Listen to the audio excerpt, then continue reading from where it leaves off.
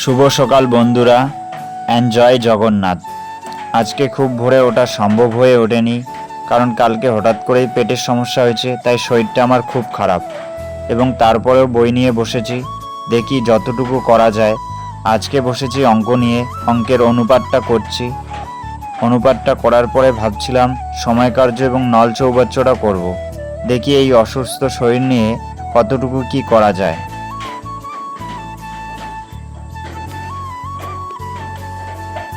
তারপর তো একটু রেস্ট নিয়ে আজকে খিচুড়ি খাবো ভাবছিলাম, কারণ কালকে পেটের সমস্যার কারণে ঠিকভাবে খিচুড়ি খেতে পারিনি, তাই ভাবলাম একটু খিচুড়ি খেয়ে নেব।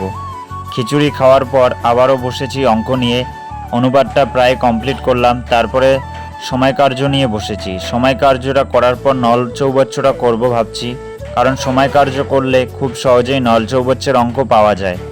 নল চৌবাচ্চ এবং সময়কার্যের অঙ্ক ইজিলি, মানে সময়কার্যের অঙ্ক যদি আমরা টাইপটা পুরো কমপ্লিট করে নিই, তাহলে নল চৌবাচ্চের অঙ্ক খুব সহজেই করা যায়। আর অনেক সময় প্রশ্নের মধ্যেই উত্তর লুকিয়ে থাকে, যার ফলে আমাদের প্রশ্নটা খুব ভালোভাবে পড়তে হয়। তাই আমি অঙ্কটা নিয়ে আজকে বসেছি সারাদিনে। তারপর তো অঙ্ক 3-4 ঘন্টা করার পরে আমি একটু নদীর পাড়ে আসলাম। যেহেতু আমাদের গ্রামে বাড়ি রয়েছে, তাই নদীও খুব কাছে রয়েছে। আর অনেক দিন পর আমি নদীতে আসলাম আজকে। আসার পরেই দেখতে পেলাম কিছু বাচ্চা নৌকোর মতো কিছু একটা বানিয়ে ভেসে বেড়াচ্ছে। এটা দেখার পর আমার শৈশবের কথা মনে পড়ে গেল। আমিও ছোটতে কতই না নদী আসতাম, এসে চান করতাম, কিন্তু সময়ের সাথে সাথে সব কিছুই বদলে গেল। নদীতে আর আসা হয় না, এসে চান করা সম্ভব হয়ে ওঠে না। তারপর তো বাড়ি এসে চান টান করে আমি খেতে বসেছি। খেয়ে দিয়ে একটু রেস্ট নিয়ে আবার টিউশন পড়ায় যেতে হবে। তারপর তো খাওয়া দাওয়া করার পর একটু রেস্ট নিয়ে এখন যাচ্ছি আমি টিউশন পড়াইতে। আর এই খারাপ শরীর নিয়ে টিউশন পড়াইতেও যেতে ইচ্ছে করছে না, তবু কি করব, হাতে সময় থাকে না। তাই ভাবলাম আজকে বেশিক্ষণ পড়াবো না, 1 থেকে 1.5 ঘন্টার মতো পড়াবো। পড়ার পর বাজারের দিকে যাব, কারণ রথযাত্রা বের হবে আজকে বাজারে।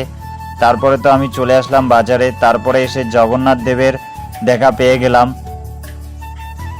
তারপরে তো দেখলাম অসংখ্য লোক হয়েছে।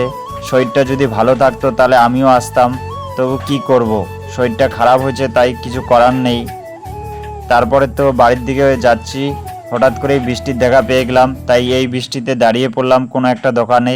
তো বন্ধুরা, আমার এই ভিডিওটা তোমাদের আজকে যদি ভালো লেগে থাকে তাহলে লাইক, শেয়ার, কমেন্ট করো এবং সাবস্ক্রাইব করে দিও। Tata, bye bye.